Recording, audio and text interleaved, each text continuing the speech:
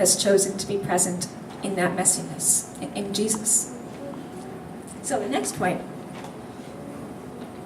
actually, I wanted to read this quote. This is a beautiful quote from the document from Pope Francis.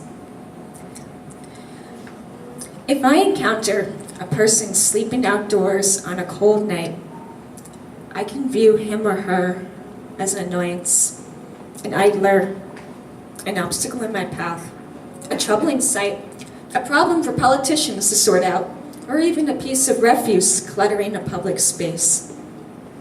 Or I can respond with faith and charity and see in this person a human being with a dignity identical to my own, a creature infinitely loved by the Father, an image of God, a brother or sister redeemed by Jesus Christ. That is what it is to be a Christian. Can holiness somehow be understood apart from this lively recognition of the dignity of each human being? So this, again, emphasizes what I was trying to say. Holiness is to be like God, and it's about becoming more fully human. Okay, so the next point. We are all called to be saints. As Father Dabney explained this morning, St. Paul says this. Each one of us is called to be a saint. And the word saint actually means holy.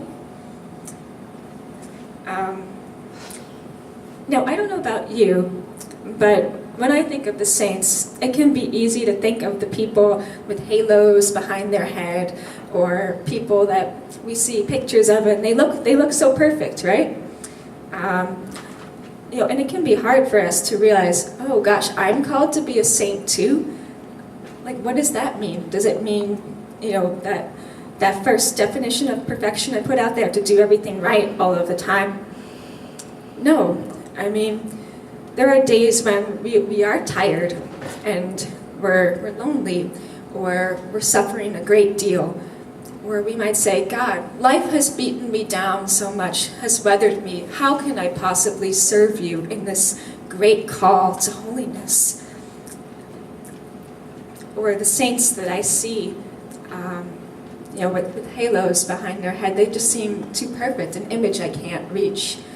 Or the saints that I see, maybe their skin color doesn't even match mine. So they seem far off from us. But what I want to tell you is that, no, all of us are called to be saints. All of us are called to be holy. And the very stuff of ordinary life, all of the pain, the brokenness, the messiness, that is the stuff out of which we grow holy.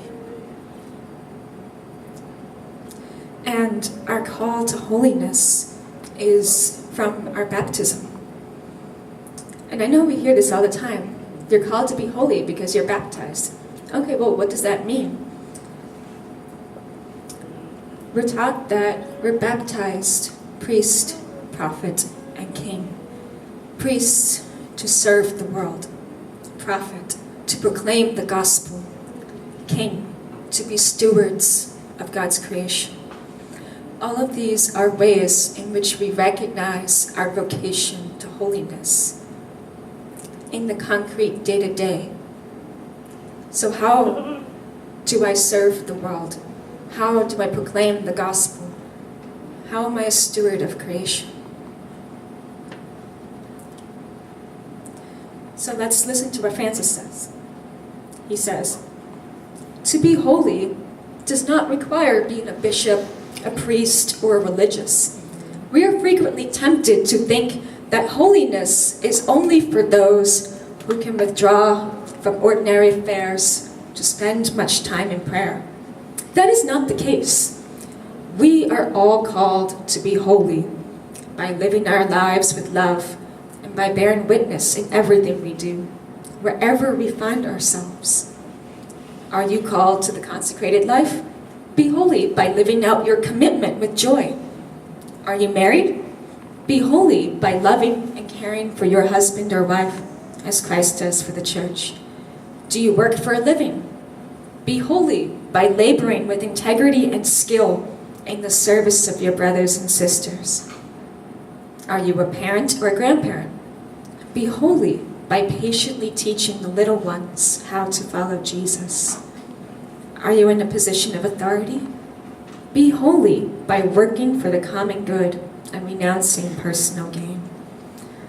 So all of us are called to be holy in these very practical, concrete ways. And each of us has a particular call to holiness, your own unique personal call.